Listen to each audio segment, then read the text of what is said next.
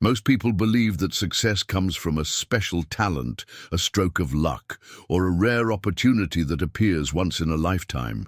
But Napoleon Hill was unequivocal in dismantling that myth.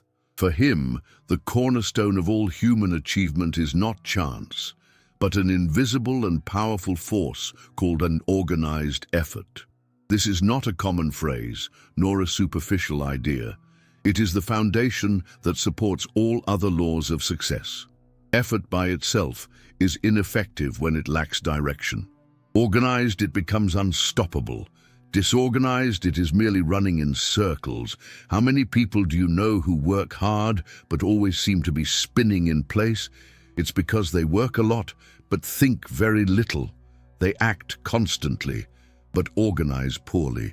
They dream big but plan shallowly. Hill defines organized effort as the alliance between intelligence, discipline, and persistence applied to a definite goal. It's not just about doing. It's about doing with intention, method, strategy, and order. It's like building a bridge over a chasm. Every step is a decision that connects the shores of desire to the shores of achievement. Without the pillar of organization, effort collapses midway. In Think and Grow Rich, Hill is emphatic in saying that ideas are useless without planned action. And more, he states that even faith and autosuggestion, two powerful laws, lose their strength when not embedded in a system of coordinated effort. Faith without organized action is empty hope. Desire without organization is merely anxiety disguised as ambition. This is the law that separates dreamers from achievers. While the former live under the illusion that someday it will happen, the latter act as architects of their own destiny. Hill used the example of Henry Ford to illustrate this law. Ford wasn't the smartest, nor the most formally educated, but he knew how to organize brilliant minds around him. He created an automotive empire not through brute strength, but through mental structure and productive organization. He mastered the principle of organized effort. Instead of burdening himself with all tasks, he created a structure in which every element had its place, its function, and its measure. Success, then, became inevitable because it was the result of a well-calibrated mechanism. This lesson is cruelly ignored in today's world, where the speed of information has created the illusion that immediate action is better than structured action. But Hill warned, thousands of men make the mistake of working without a definite plan. They are busy and failing. Organizing your effort is, in truth, organizing your life. It's about creating internal systems to face external chaos. It's understanding that focus without direction is wasted effort, and the human mind, when guided with clarity, becomes the most powerful machine in the universe. Hill explains that this principle is behind the greatest fortunes ever built, the greatest leaders who influenced civilizations, and the visionaries who transformed entire eras. None of them relied solely on raw effort. All, without exception, operated under a meticulous plan of action. The depth of this law goes far beyond finances. It applies to relationships, health, spirituality, and life purpose. A successful life is a well-executed project, and every execution is born from organization. Hill used to say that wealth begins with a state of mind, but he added, and it only flourishes when that state of mind produces organized actions. Here lies the key. Success is not the result of grand sporadic acts, but of small, consistent actions, organized in sequence toward a clear destination. The mistake most people make is waiting for motivation to start, but Hill taught us that true motivation is born from the clarity of the plan. When you know exactly what you're doing and why you're doing it, motivation is no longer a problem. It becomes a natural consequence of progress. So the question that remains is, how is your effort? Are you merely trying or mastering the organization of your effort? Is there a method in your routine or just haste? Is there direction in your days or just accumulated fatigue? The difference between a builder and a wanderer is not in the number of steps, but in the existence of a map. Organized effort is that map, and Hill drew it with precision, but it's up to you to follow it. Those who understand and apply this law begin to notice something magical. Time stops being an enemy, fatigue turns into fuel, and results become inevitable. Napoleon Hill said that all success begins with a burning desire, not a shy, polite, or courteous desire, but a desire that burns, that disturbs, that unsettles like hunger in the stomach and thirst in the soul, a desire that won't let you sleep in peace until it's fulfilled. But here lies the tragic mistake most people make. They confuse this desire with a fleeting whim, an emotional whimsy, or a weekend enthusiasm. Hill was emphatic in stating that most people fail because their desires are lukewarm, weak, and confused. And so they vanish at the first sign of difficulty. They want it, but they're not willing to pay the price. They want it, but they don't commit to the process. They want it, but not with enough intensity to break through their fears, old habits, and favorite excuses. In the second chapter of Think and Grow Rich, Hill presents desire not as a thought, but as a spiritual force, almost physical, that draws in the means, the people, the ideas, and the circumstances necessary for achievement. He tells the story of his son, Blair, who was born with a hearing disability, and how what could have been a tragedy turned into a life mission. Hill's faith and unshakable desire to one day see his son hear led him to take a series of practical and inspired actions until, years later, Blair became a living example of overcoming adversity.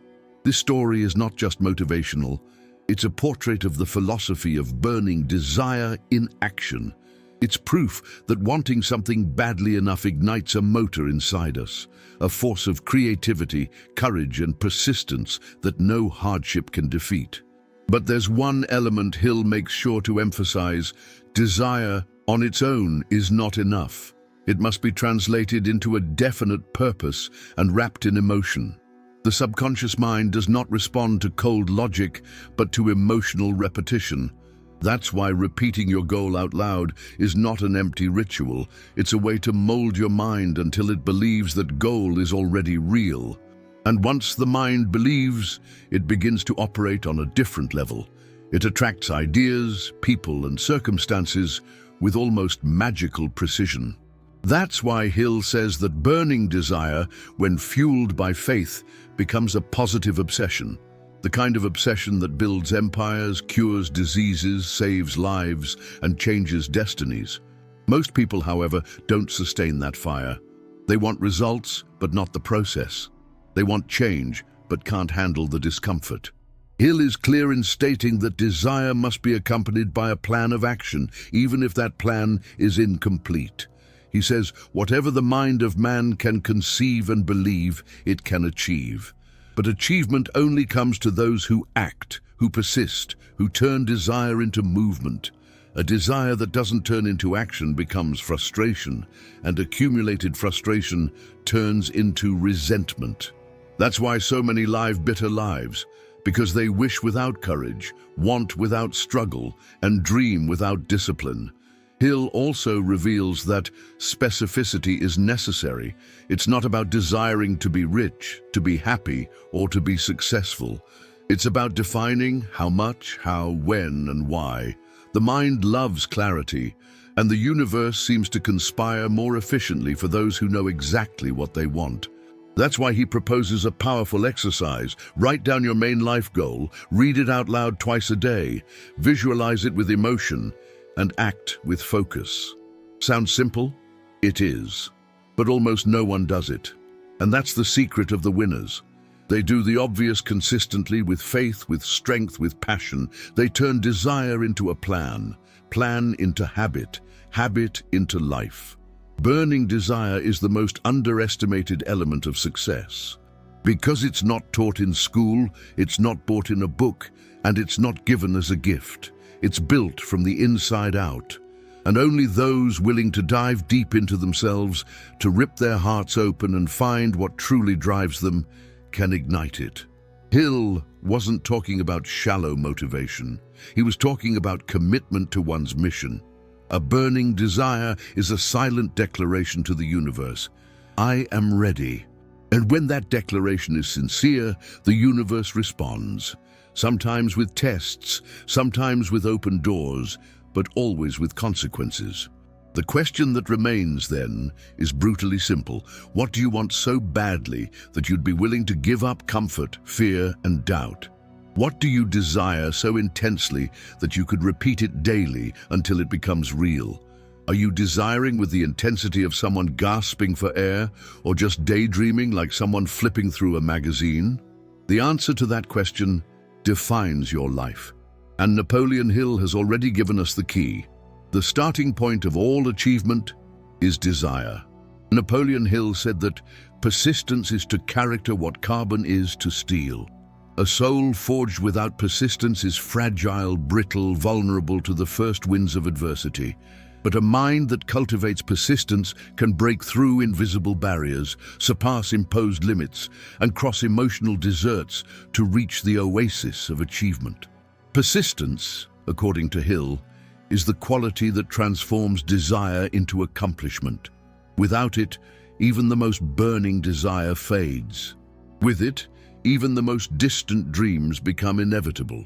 Most people fail not for lack of talent, but because they give up too soon. They stop when the goal is just inches away.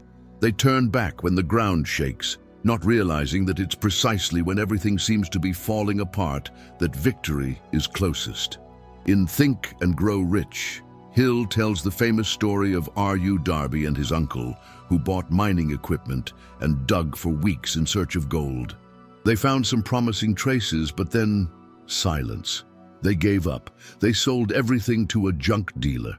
The new buyer, before resuming excavation, consulted a mining engineer who discovered that the vein of gold was just 3 feet away. 3 feet. Less than a meter. The fortune was there, buried beneath the frustration of giving up. This story is not about mining, it's about life.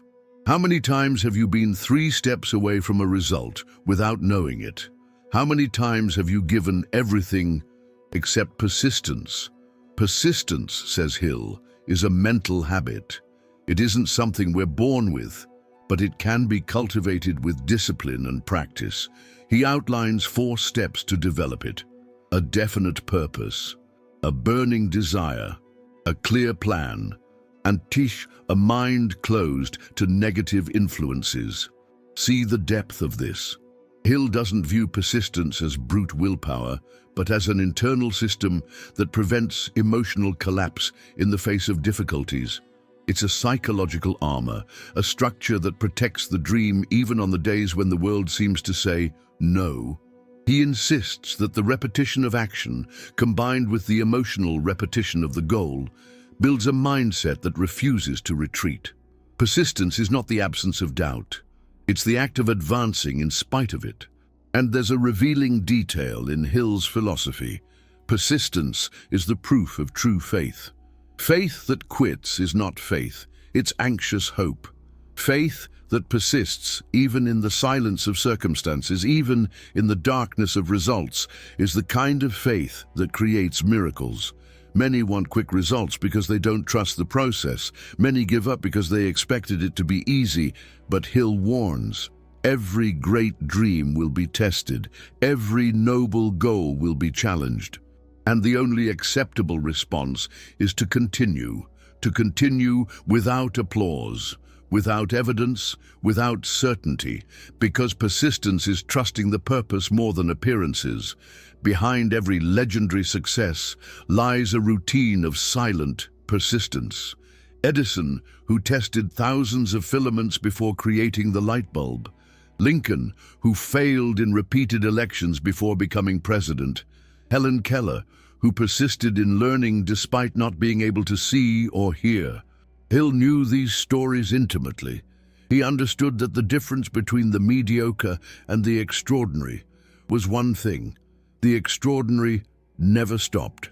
And that is the essence of persistence. The ability to keep going after the initial excitement is gone, after the praise has faded, after the world seems indifferent to your struggle. And there's still a subtle enemy of persistence: the influence of others. Hill states that the advice of friends and family, even well-intentioned, often sabotages those on the path to achievement. The mind must be shielded from the fears of others, the collective insecurity, the mediocrity disguised as prudence. Persistence requires selective isolation. Sometimes you must walk alone. Sometimes you must listen only to your own conviction, because persistence does not feed on comfort. It feeds on purpose. And the most beautiful part of this law is that it's available to everyone. It doesn't matter if you have money, influence, contacts, or degrees. Persistence is free, but it demands everything. It demands your time, your focus, your energy, your faith, and above all, your ability to rise after each fall. Hill said, "Temporary defeat should be accepted only as a sign that there is something to learn. Those who persist, learn. Those who learn, grow. Those who grow, conquer." The question that remains is, are you willing to continue even when everything seems to be at a standstill? Are you willing to try again, even when the inner voice says it's not worth it? Does your persistence have an expiration date, or is it unlimited? Remember, the goal of life is almost always just a few steps beyond the point where most people quit, and the only way to find out is not to stop.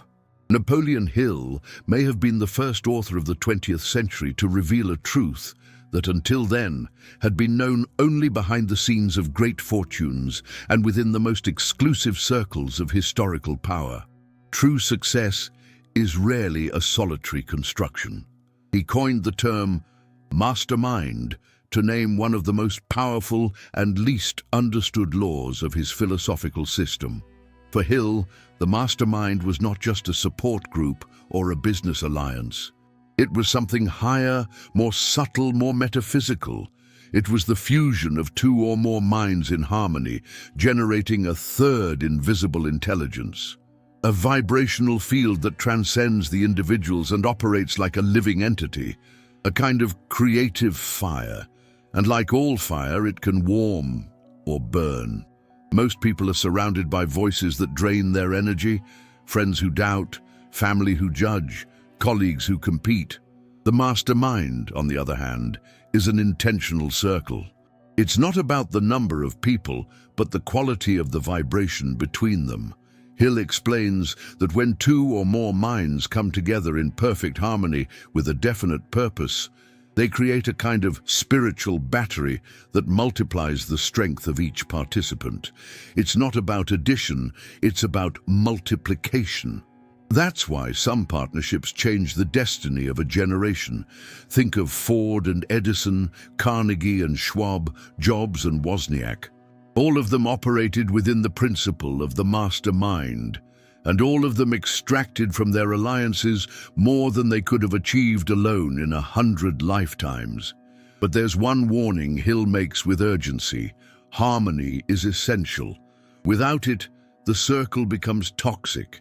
A poorly formed mastermind becomes a prison, not a propulsion.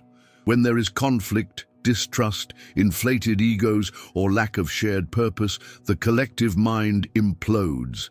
Instead of pushing forward, it sabotages. That's why Hill insists that you choose with extreme care the people with whom you share your goals. Your mastermind should consist of those who believe in your dream, who share your vision, or who possess complementary talents to your own. And most importantly, of people who vibrate at the same emotional frequency as you. The mastermind is like an invisible choir. If someone sings out of tune, the entire harmony is distorted. Hill also highlights a surprising point. Your mastermind doesn't have to be limited to the living. True. He himself created for years an invisible council of mental mentors. In his meditations, he would mentally sit at a table with historical figures, Lincoln, Edison, Carnegie, Napoleon Bonaparte, and consult them on his decisions.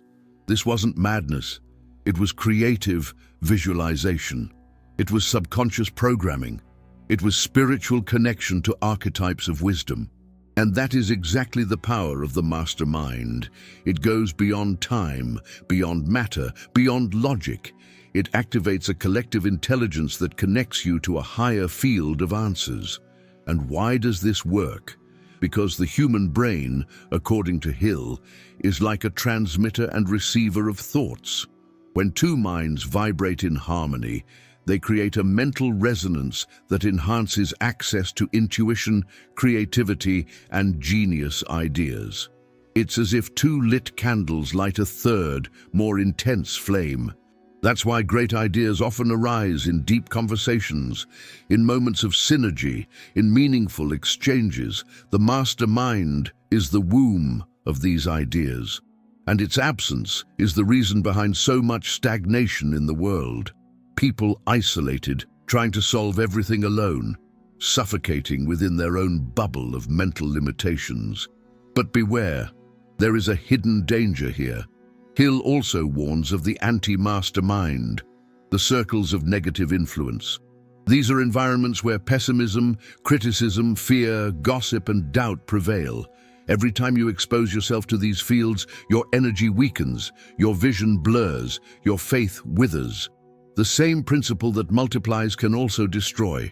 The mastermind is a double-edged sword. Used with awareness, it cuts through the blocks of destiny. Used without discernment, it bleeds your dreams. That's why you must be radical in choosing who enters your mental field. Hill was clear. You become the average of the people you spend the most time with. And it's not just physical proximity, it's energetic coexistence.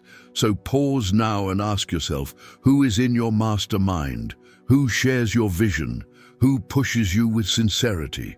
Who listens to you with attention? Who inspires you to think bigger, act with courage, evolve constantly? If the answer is no one, then you have an urgent mission. Build that circle. It can start with just one person. It can start on paper. It can start inside your mind. But start, because without a mastermind, your journey will be lonely, slow, and limited. With it, you access something few ever do, the collective power of the human mind elevated by a sacred purpose. In 1938, Napoleon Hill wrote a work that remained hidden for over 70 years. A manuscript considered bold, dangerous, perhaps even heretical by the standards of its time. The book is called Outwitting the Devil, and it was kept under lock and key by his family until it finally came to light in 2011.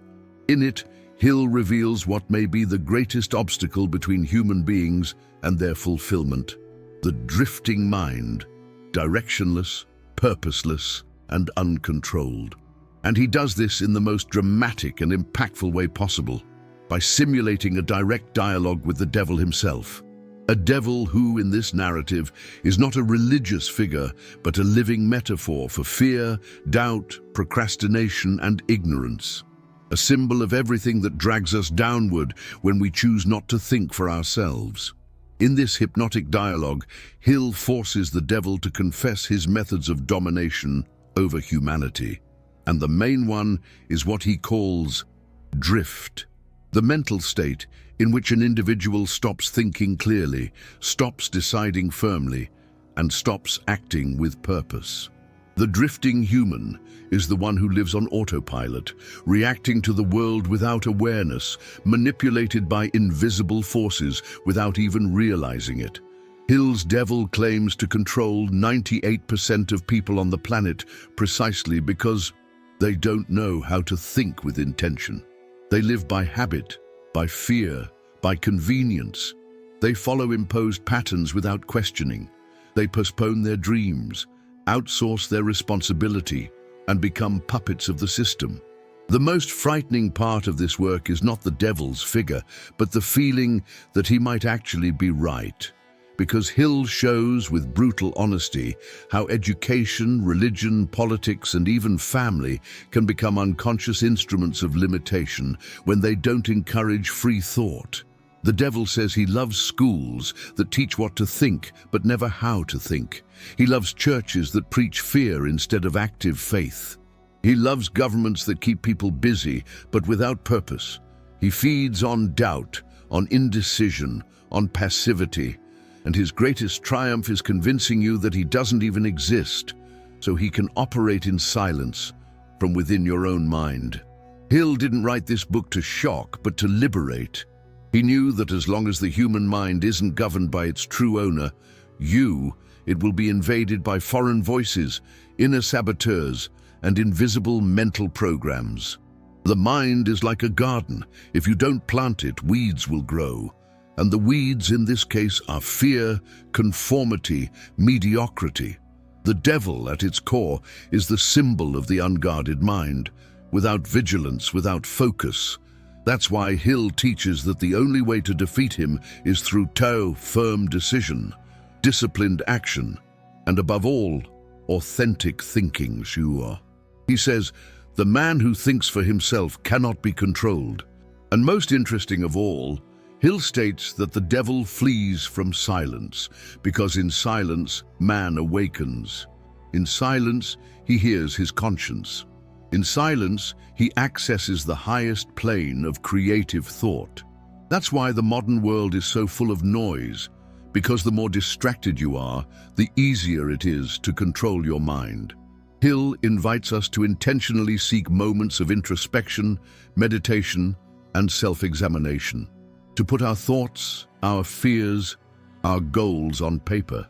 To take control of our own lives like a captain who no longer accepts sailing without a compass. The message behind this dark dialogue is clear. Either you govern your mind, or it will govern you.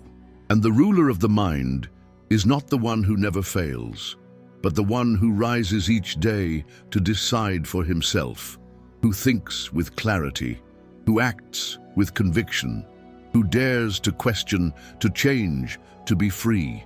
Hill gives us a warning and a hope. The warning, the devil operates in darkness, in fear, in doubt. The hope, independent thinking, is light. And where there is light, darkness has no power. So ask yourself, with courage, are you in control of your mind, or just drifting? Do you think for yourself, or just repeat other people's ideas? Are you acting with purpose, or just moving through inertia? Hill wrote this dialogue to awaken sleeping minds. If your mind stirs now, it's a sign that there's still time.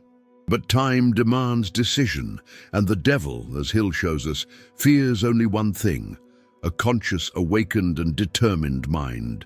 Napoleon Hill did not see faith as a religious dogma or an abstract hope. For him, faith was the absolute certainty that what you desire is already on its way, even when all external evidence says otherwise. To Hill, faith was not waiting, it was building. Not an empty prayer, but conviction in motion. True faith, he said, is expressed in how you act in the face of the invisible. It's the force that allows you to keep going even when the whole world is silent, when you're the only one who believes. When everything seems to be on pause. That is when faith reveals itself, not as emotion, but as decision. In Think and Grow Rich, Hill places faith as one of the most essential mental pillars for any transformation. He states that faith is the eternal elixir that gives life, power, and action to the impulse of thought. Put in powerful words, faith is the emotion that gives magnetic weight to your desire. It is what transforms an idea into a creative obsession. It is what transforms a plan into achievement. Faith, in this context, is not something you have or don't have. It's something you develop, cultivate, and feed every single day through emotional repetition, vivid visualization, structured autosuggestion, and above all, through actions aligned with what you claim to believe in. Hill teaches that faith is built through the repetition of positive affirmations to the subconscious mind. When you declare daily, with a firm voice and sincere emotion, what your purpose is, what your dream is, what your value is, your mind begins to accept that truth as an internal reality. And once that reality takes root inside you, it begins to manifest on the outside. Because the external world, in Hill's view, is a mirror of your inner world. The problem is that most people do the opposite. They feed the mind with fear, doubt, scarcity, and guilt. And then they're surprised when those seeds grow into bitter fruit. Faith is a powerful tool, but it does not discriminate what you plant. It responds with force to both positive and negative thoughts. That's why Hill warns, be careful what you believe, because it will become your truth. And here is one of the most transformative passages in his work. Faith is a state of mind that may be induced or created by affirmation or repeated instructions to the subconscious mind. That means you don't have to be born with faith. You can build it like a muscle, like a bridge, like a temple, but this construction requires consistency, discipline, and presence. Faith is not accessed through desperation. It is accessed through intimacy with your purpose. And if you have a clear desire, a definite plan, and are willing to act even without guarantees, then faith will become your greatest ally. Not as a beautiful idea, but as a practical power. Hill also draws a sharp line between active faith and passive faith. Passive faith is the one that waits, that prays without acting, that dreams without moving, that says, I believe, but lives as if doubting. That kind of faith is fragile, inconsistent, unstable. Active faith, on the other hand, is the one that builds even without bricks, that plants even without rain, that speaks with the certainty that it already is, that acts with the boldness of someone who has already won. This faith is so powerful that it becomes contagious. It moves people, opens doors, changes atmospheres. Hill saw this faith in every great achiever he studied, men and women who seemed almost blind to the impossible, who ignored obstacles as if they didn't exist, because in their minds they didn't. That's the kind of faith you must cultivate, not the faith found in books, but the faith expressed through action. The faith you see in a steady gaze, a firm posture, a convicted word. The faith that makes you rise after a fall, resume the plan, adjust the route, and keep going even stronger. Hill believed that faith was the glue that held all the other success laws together. Without it, desire wavers, persistence weakens, the plan falls apart, but with it just everything aligns, because faith reorganizes your energy field. And when that happens, the universe begins to respond. So look inside yourself and ask, what do you truly believe in? Not what you say, but what you live. Do your actions reveal faith or doubt? Do your habits prove your belief or expose your insecurity? Do you act like someone who knows they'll win, or like someone who merely hopes things might work out? Faith, in Napoleon Hill's philosophy, is not a gift reserved for the few. It's a choice, a practice, a posture. And if you decide to cultivate it, day after day, with intention, emotion, and action, it won't just support you. It will carry you to places your feet could never reach. Few people have understood the depth of the human mind like Napoleon Hill. For him, the true battlefield where life is either won or lost is not the market, politics, the streets, or even the family. It is the mind. More specifically, the subconscious, the invisible, silent, and extremely impressionable part of our psyche.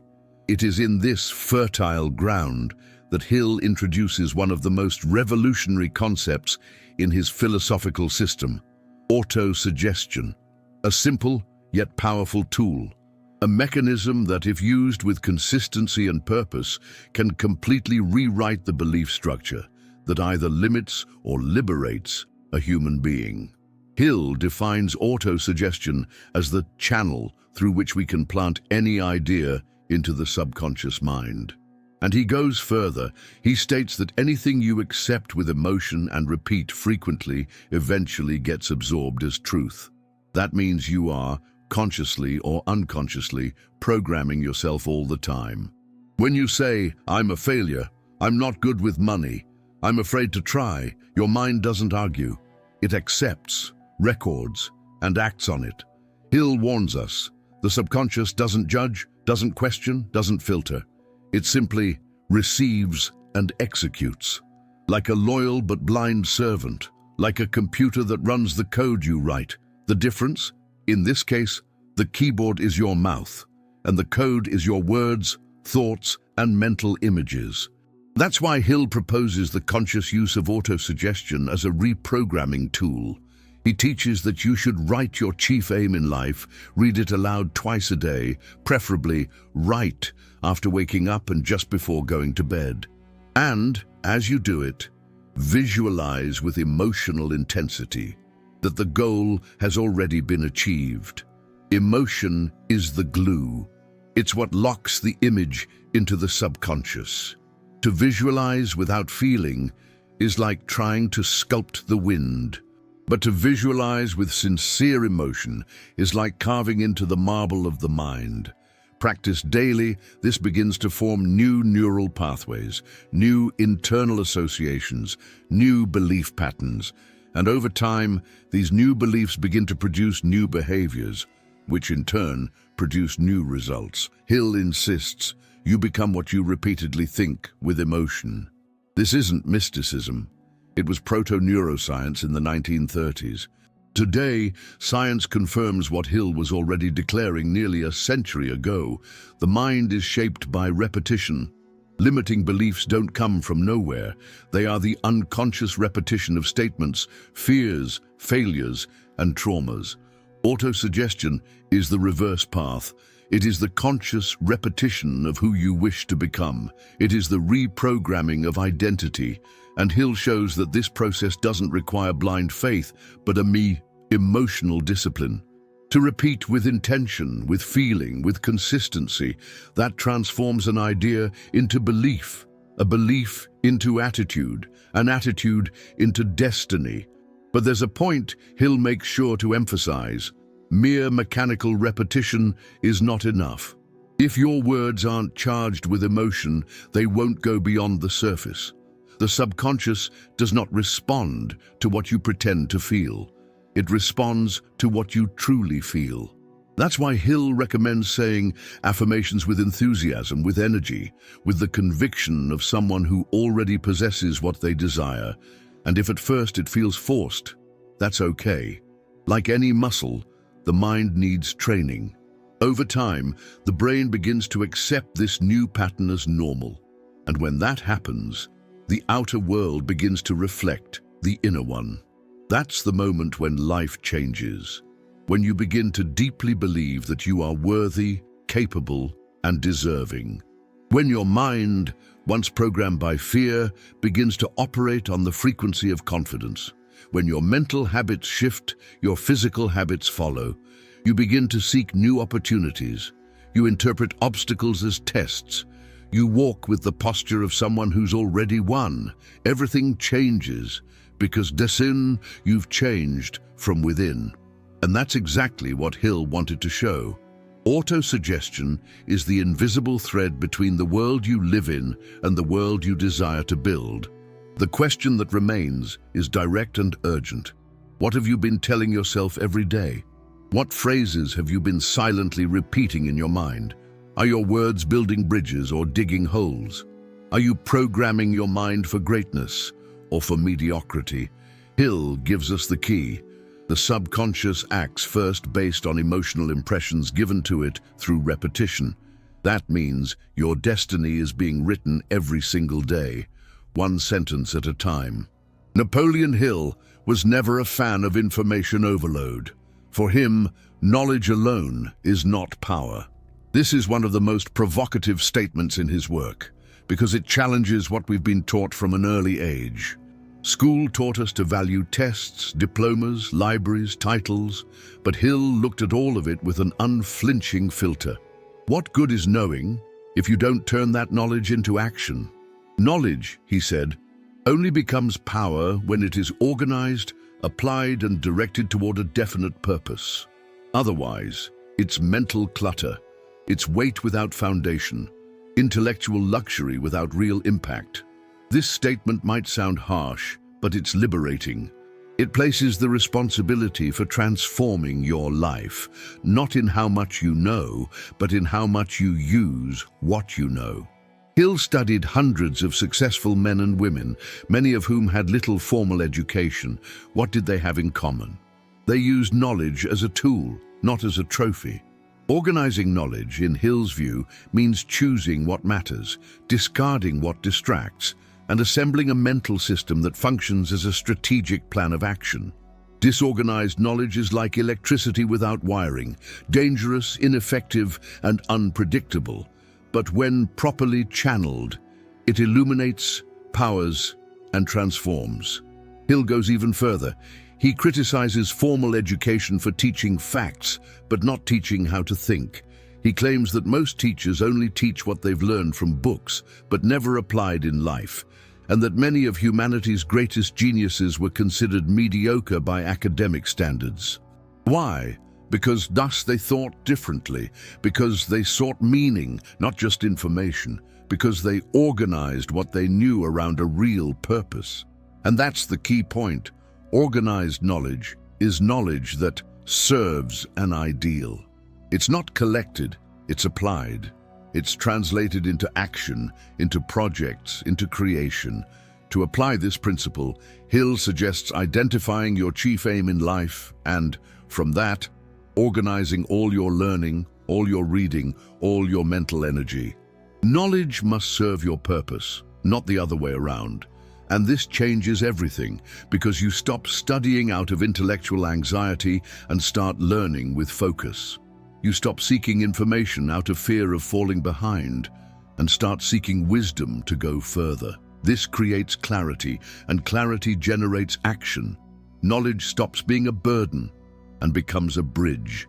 Hill also emphasizes the importance of surrounding yourself with specialists. He said you don't need to know everything, you just need to know where to find who does, and more, how to coordinate that knowledge toward your goal. That is organization. That is applied intelligence. The big mistake most people make is trying to be self-sufficient in everything. They want to learn everything all at once, but lack direction. The result? Stagnation, confusion, imposter syndrome. And Hill is clear, there is no shame in asking for help as long as that help is aligned with a plan. The true wise person is not the one who collects everything, but the one who knows exactly what they need to know in order to advance. The final reflection here is simple, yet profound.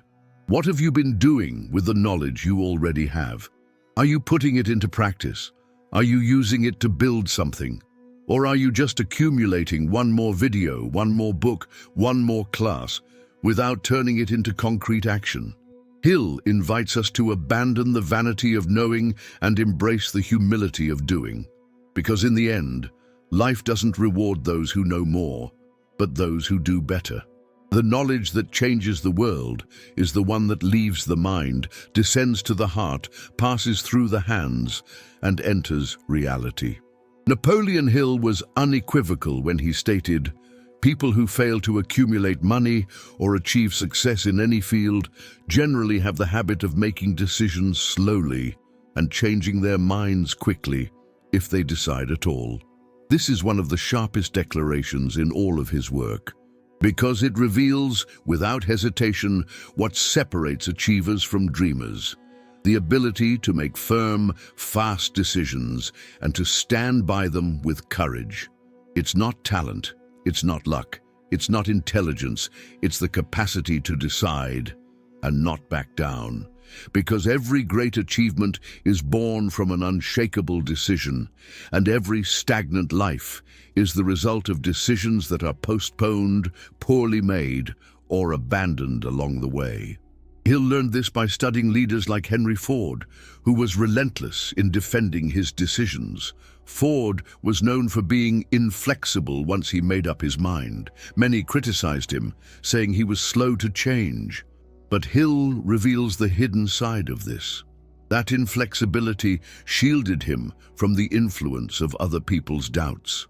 When Ford decided that his famous Model T would be mass-produced in a standardized way, he ignored all those who said it was a mistake. And it was precisely that decision that launched a new era in the global industry. Hill uses this example to show that firm decision-making is not blind stubbornness. It is enlightened conviction. It's knowing what you want and refusing to let the noise of the world drown out the voice of your soul. The hard truth is that most people live in chronic doubt. They hesitate, overthink, change their minds at the first sign of difficulty. They seek validation before taking action. And Hill points to this as one of humanity's greatest weaknesses, the inability to decide and to follow through with action. Every time you postpone a decision, you weaken your self-confidence. And when you live in that cycle, your mind starts to believe you're incapable of choosing. Worse, you begin to trust others' opinions more than your own intuition. Hill warns us bluntly, if you do not make decisions for yourself, someone else will make them for you. And that is the raw truth of life. Either you command your destiny, or you will be pushed around by the decisions of others. But why is it so hard to decide? Because making a decision requires renunciation, courage, and responsibility. Every true decision closes doors. It eliminates alternate paths. It demands that you walk forward even without guarantees. That's why many prefer to live in the illusion of doubt, because doubt requires no commitment. But it also yields no growth. A firm decision is a rupture, a symbolic act of telling the universe, this is my path and I will walk it, even afraid. Hill teaches that great leaders develop this skill through practice. They start with small decisions, stick with them, observe the results, and build inner strength. Over time, they begin to decide quickly, not impulsively, but with clarity. And here lies the deepest point of his lesson. Every decision creates a reality. The mind aligns with whatever is definitive. When you hesitate, the subconscious interprets it as weakness. But when you decide, it springs into action. It starts finding resources, activates internal tools, creates new neural pathways. Decision is the spark of creation. That's why Hill teaches us to write our decisions, to declare them with conviction, to repeat them aloud. Because a decision that is clear, written, affirmed, and sustained becomes a mental force that moves mountains. And the more you honor your own decisions, the more your mind begins to trust you. And that is pure power. The question that remains then is direct and uncomfortable. What decisions have you been postponing? In what areas of your life are you hiding behind excuses, waiting for more clarity or more certainty? Hill wouldn't let you stay comfortable. He would call you to responsibility, because every indecision has a cost, and that cost is your stagnant life. Not deciding is the same as choosing paralysis, so the invitation here is radical. Decide, decide now, decide with courage, and then don't look back. Because life does not belong to the undecided.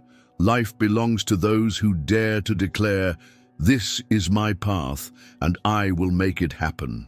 Napoleon Hill stated in no uncertain terms that just no human being can achieve true success without a definite purpose. This is perhaps the most overlooked law by those chasing extraordinary results. Because we live in an era where everyone wants everything, but few know what they truly want. Hill explains that the human mind is like a magnifying glass. It can concentrate light onto a single point and create fire, or it can scatter that light until it warms nothing. The difference lies in the clarity of purpose. When you know exactly what you want, with precision, emotion, and commitment, the universe begins to reorganize itself around you. In Think and Grow Rich, Hill presents the concept of the major definite purpose. This idea is not poetic nor theoretical. It's practical, it's strategic, it's vital. Hill says that every highly successful person he interviewed over decades had one thing in common. They knew exactly what they were aiming for. They weren't trying to improve their lives. They weren't waiting for an opportunity. They weren't seeing what happens. They were fully committed to a specific, measurable, emotionally compelling goal, and they accepted nothing less. The absence of a definite purpose, according to Hill, is the root of procrastination, low self-esteem, and mental inertia. Because when the mind has no clear destination, it gets lost in the urgencies of daily life. It is pulled by distractions, invaded by others' thoughts, dominated by fleeting desires. Life becomes survival, not direction. And here, Hill confronts us. If you haven't defined your purpose yet, you are adrift. And if you're adrift, any wind can steer you, any obstacle can stop you, any criticism can shatter you. That's why defining a purpose is the first great act of inner freedom. It's declaring to the world, I know where I'm going and nothing will stop me. But how do you find that purpose? Hill gives us a map. He suggests asking yourself a series of powerful questions. What do you most want to accomplish? What would you be willing to work on even without immediate reward? What skill or passion could you develop to the point that it becomes useful to others? What would you do with your life if success were guaranteed? These are not questions to answer in minutes. They are meant to be lived. Purpose is not a pretty phrase to hang on a wall. It's a force that pulses inside you when everything aligns. And when you find that point of convergence, something magical happens. Your mind naturally begins to filter out everything that is not aligned. You say no more easily. You simplify, you focus, you enter a state of flow. Hill teaches that once your purpose is defined, you must write it down. In detail, with clarity, with passion. And more than that, you must repeat it aloud every day, visualizing with emotion that it is already becoming real. This is not a mystical ritual. It is a mental reprogramming technique. The subconscious needs clear instruction. It needs to be fed with vivid mental images. It needs to feel the emotional weight of your commitment. And when you do this consistently, your brain begins to work in your favor. It starts detecting opportunities, attracting people, generating ideas that match the frequency of your purpose. And here's an inescapable truth. The clearer your purpose, the more powerful your action. Because all your energy, physical, mental, emotional, and spiritual, begins to converge toward a single point. And that convergence is what produces extraordinary results. Ordinary people scatter energy in 1,000 directions.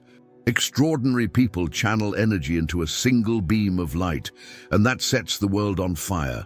Hill shows, through real examples, that the greatest achievements in history began with a clear, definite purpose, an ideal, a cause, a structured dream. So the question you must ask yourself now is not, what do I want out of life? But rather, what is my chief purpose? And what am I doing daily to make it real? If you can't answer firmly, maybe it's time to stop everything and listen to the silence. Because your purpose is already within you. It doesn't need to be invented. It needs to be discovered.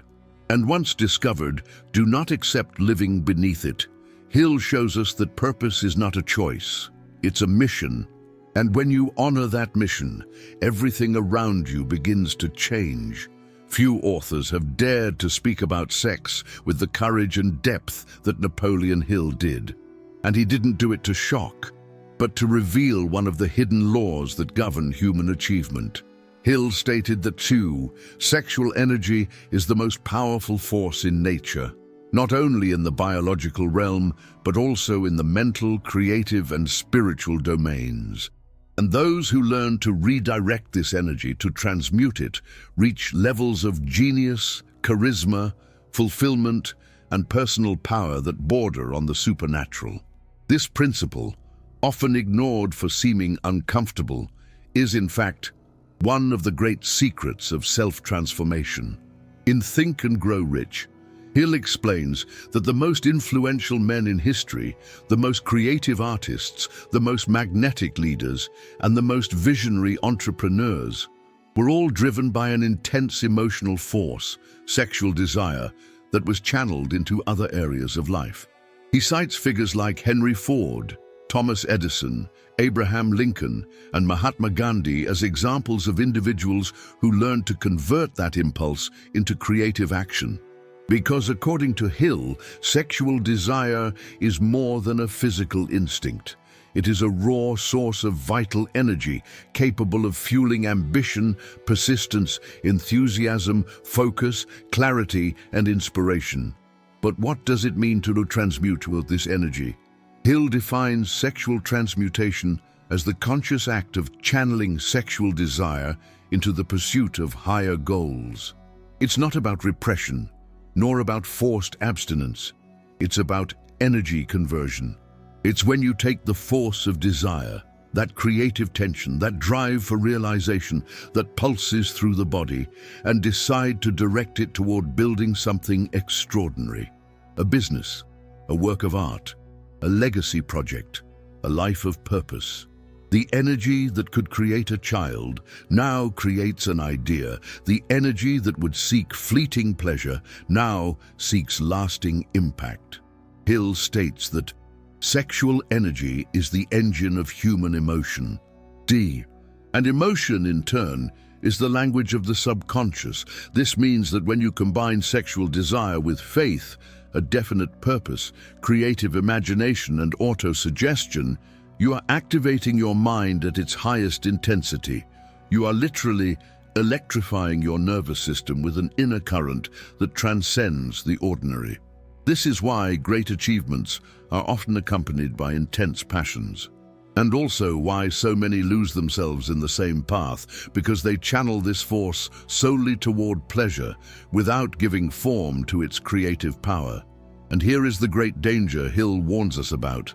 Misdirected sexual energy is destructive. It can become obsession, addiction, distraction, self-sabotage.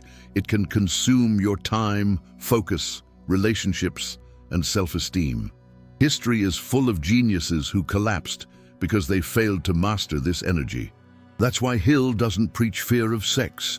He preaches mastery over it, conscious control, the emotional intelligence to recognize when this energy is rising, and the discernment to choose where to send it. This requires self-knowledge, maturity, emotional discipline. The beauty of this principle is that it places in your hands a power no one can give you or take away. The energy is already within you. It pulses. It wants to create. The question is, are you letting it disperse, or are you transforming it into construction? Are you simply living the impulse, or are you activating the creator that resides in your mind?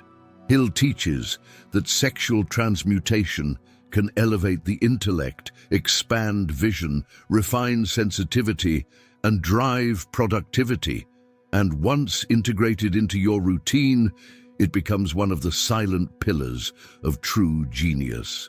So pause now and reflect. What are you doing with your most powerful energy? Are you giving it away to fleeting impulses or converting it into eternal projects? Do you let it control you, or do you turn it into your driving force? Hill invites us to mastery, to inner command, to the wise use of everything that burns within us.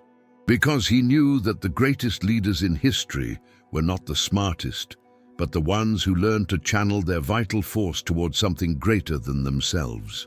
Napoleon Hill wrote that man's greatest enemy is not poverty, disease, or failure. It is fear. Fear is subtle, disguised, treacherous.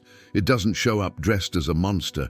It camouflages itself as prudence, as common sense, as other people's opinions, as elegant procrastination. Fear, Hill says, is the invisible solvent that dissolves desire, paralyzes action, suffocates faith, and silently kills great dreams before they're even born. You don't see it coming. You only realize it when it has already taken over you. In Think and Grow Rich, Hill identifies 6 basic fears that, according to him, act as psychological chains for most people. 1. Fear of poverty.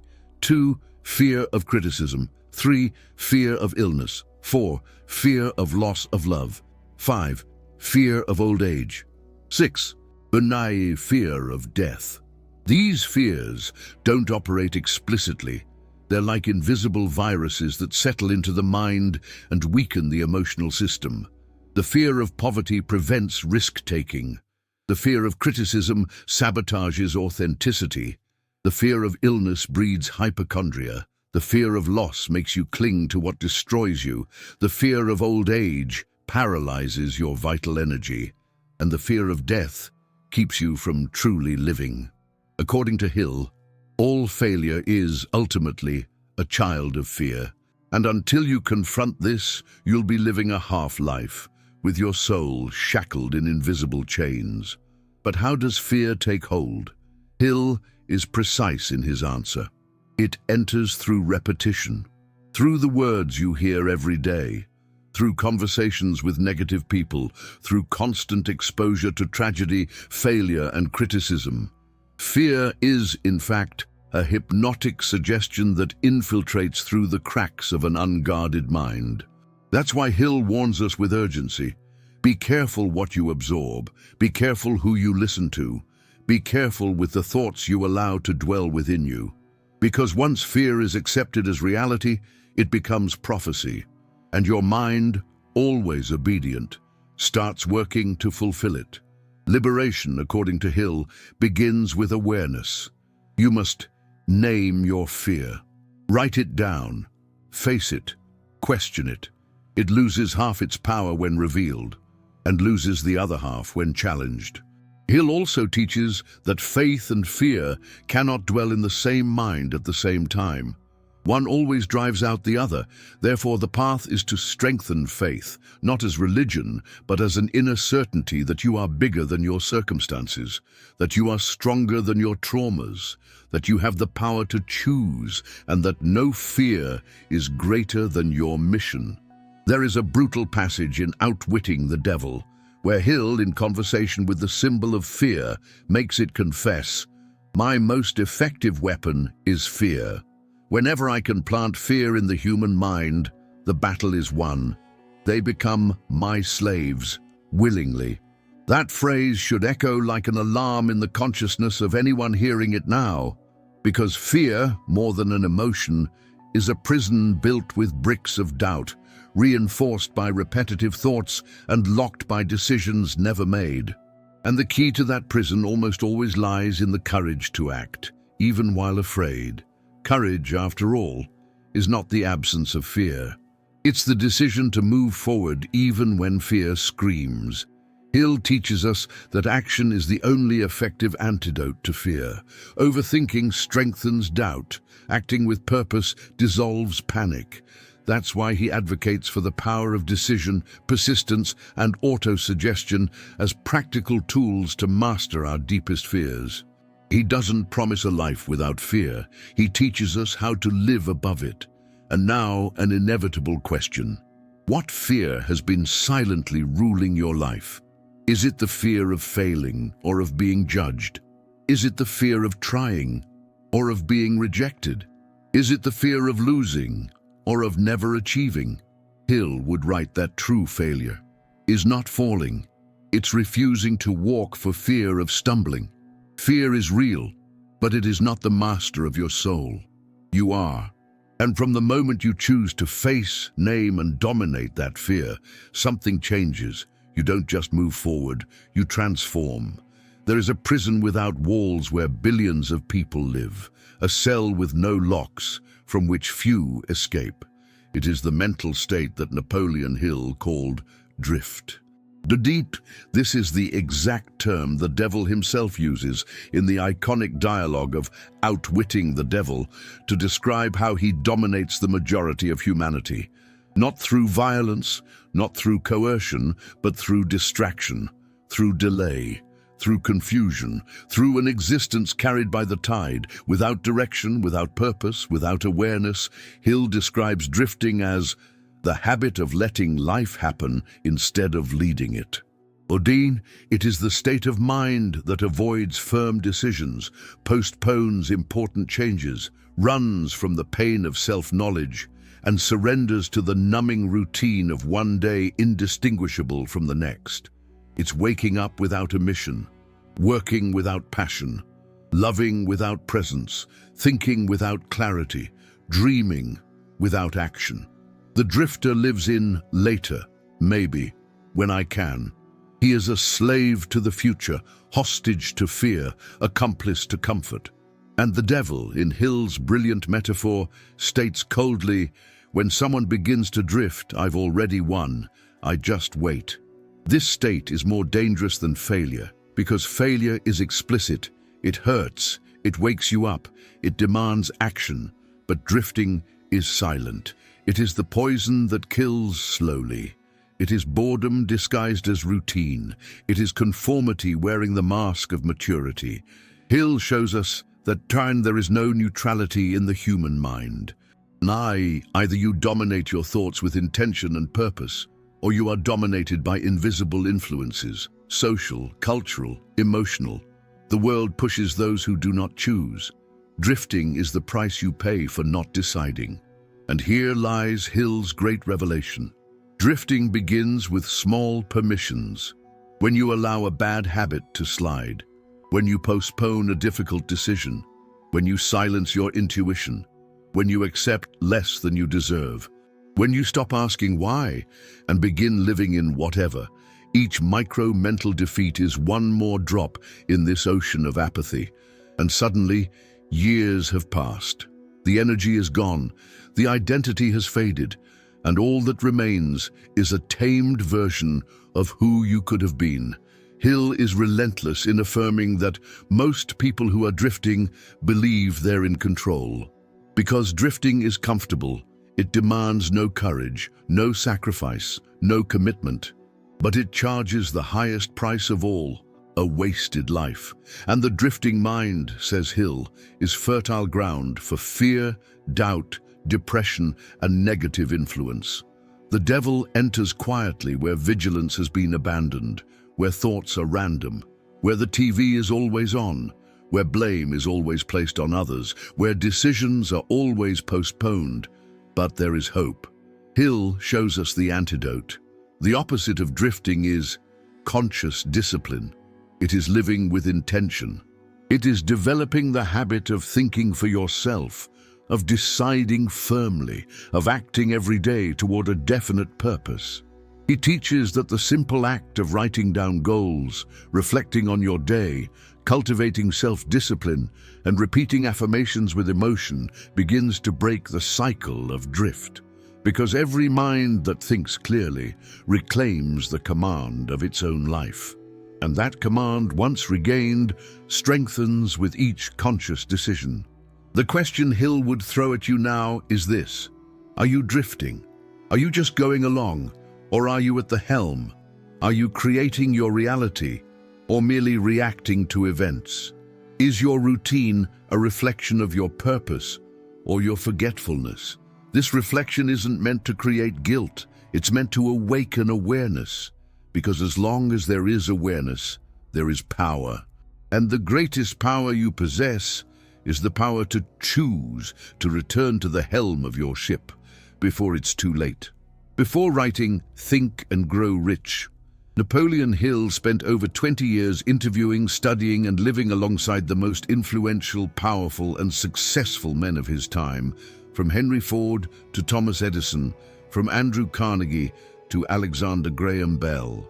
From that journey emerged the lesser-known, but perhaps most complete work of his career, the 17 Laws of Success.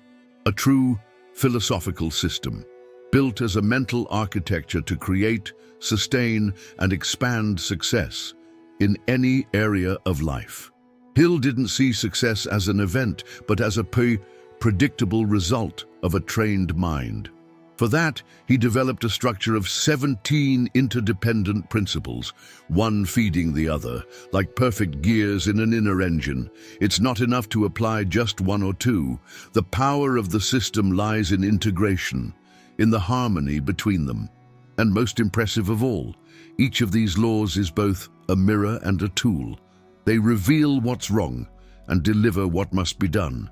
Let's recall these 17 laws before exploring their internal structure. 1. Definiteness of purpose. 2. Mastermind alliance. 3. Applied faith. 4.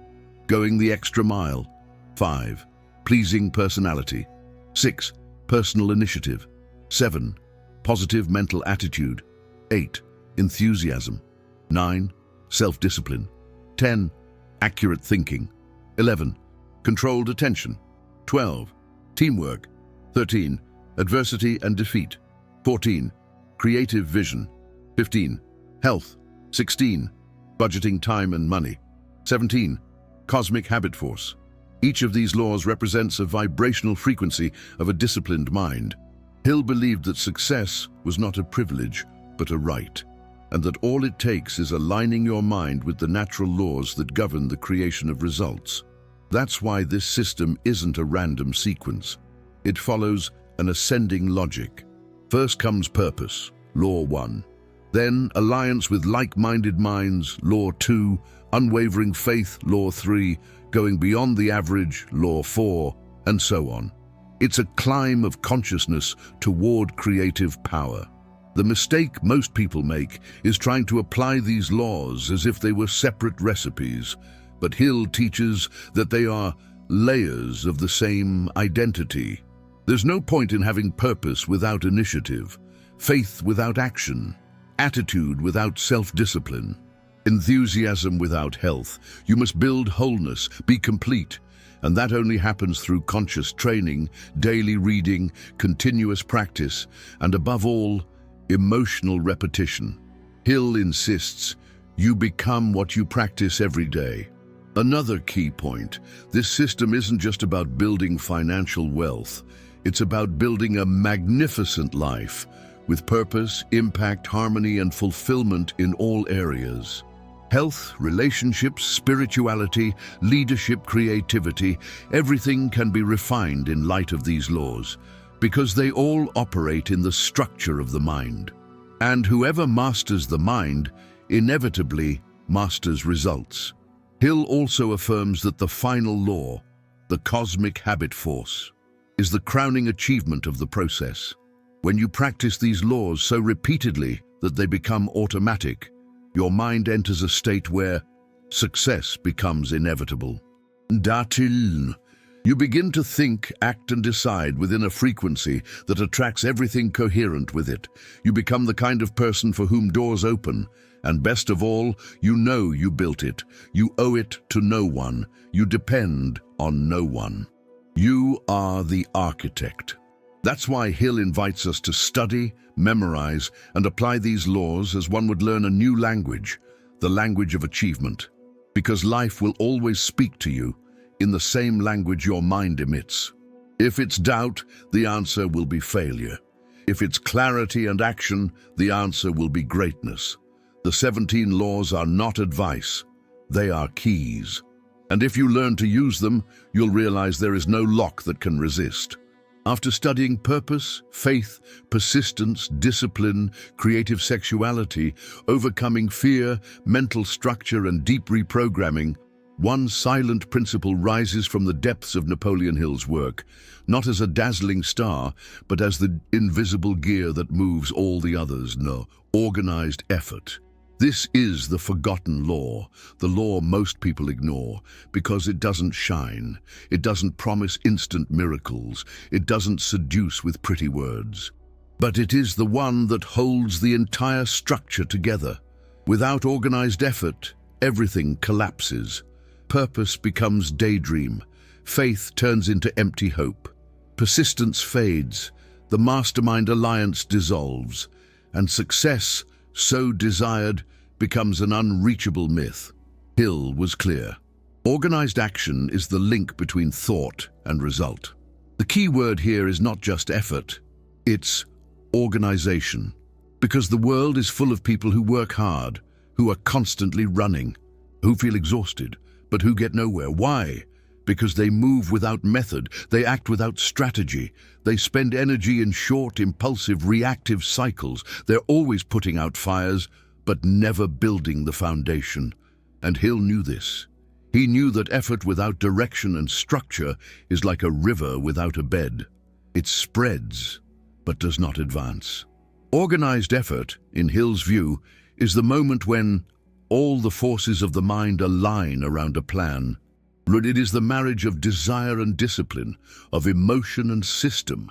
It's where the dream takes shape, where faith finds action, where persistence meets rhythm, and most importantly, this is a law that can be taught, applied, practiced, because organization is not a gift, it's a choice.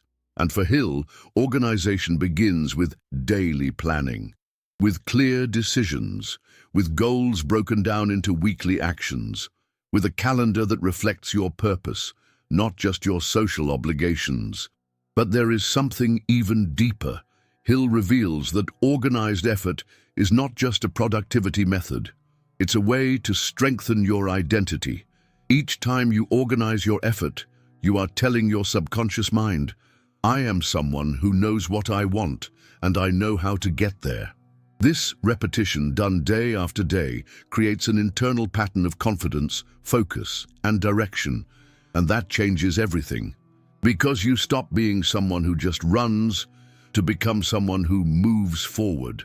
The difference is in the map, the plan, the intention, the alignment. And here is the most overlooked point by those chasing results. Organized effort amplifies time. It makes 1 hour worth 5. It eliminates rework. It reduces anxiety. It turns weeks into quantum leaps. Because when the mind knows what needs to be done, and when, and why, it enters a state of flow. Distractions vanish.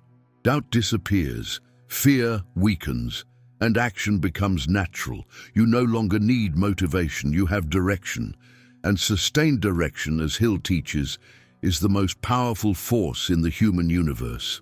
In the end, it all comes down to this. Do you want to build an extraordinary life? Then stop waiting for magical moments. Stop looking for shortcuts. Stop depending on chance. And start organizing your effort with excellence. Create plans. Set goals. Reflect daily. Adjust what needs adjusting. And above all, act with consistency. Because the world doesn't just reward those who dream big, it rewards those who act with order, clarity, and persistence. The ladder to success is made of simple steps, repeated with mastery. And Hill gave us each rung. So the final question is, are you merely putting in effort, or are you organizing your effort wisely? Are you running in circles, or building your straight line? Are you merely reacting, or architecting your reality? The secret was there all along, between the lines of Hill's philosophy, and now it stands before you. Apply organized effort, make it the foundation of everything, and success will no longer be a matter of chance, but an inevitable consequence. You've just journeyed through the mind of one of the greatest architects of human thought. Napoleon Hill dedicated his entire life to studying success, not as a matter of luck, but as an exact science of personal achievement. You've heard about faith, burning desire, definite purpose, organized effort, persistence, mental reprogramming, transmutation, firm decision, the battle against fear, the power of the mastermind, and the dangers of drifting. Each principle is a key, each law a piece, each topic a step. But now comes the most important part of all, the part that isn't written in any book, the part only you can write. Hill gave us a map, but the map doesn't walk on its own. And the secret, the one no one dares to say, is simple. Books don't read themselves. Books don't transform lives.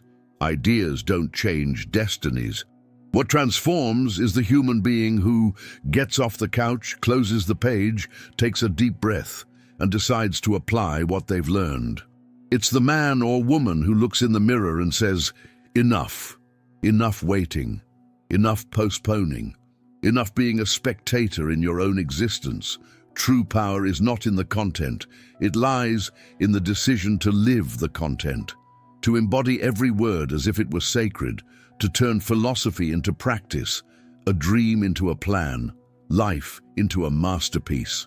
What you now hold in front of you is not just a script, but an invitation, a calling, a challenge.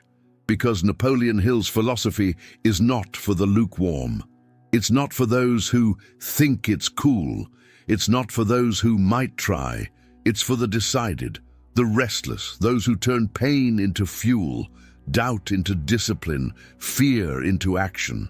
It's for those who understand that life won't wait, that time won't stop, and that the only way to honor everything you've learned is to put it into practice, without excuses, without delay, without detours. The journey ahead is not easy, but it is possible. And more than that, it is necessary. Because the world is in desperate need of awakened people, conscious leaders, disciplined dreamers, doers who don't sell their souls for scraps, human beings who, instead of simply consuming knowledge, become the knowledge in motion. That's the silent revolution Napoleon Hill started, and that now rests in your hands. So, to close, one last question. What will your decision be? Will you just close this video or open a new chapter in your life? Will you simply remember these words or live them every day until your reality transforms? Hill wrote, "You have absolute control only over one thing, your thoughts. This is the starting point of all achievement. Let this be your starting point. And may you never again walk in the darkness of doubt, because within you a flame has been lit. Now go and build."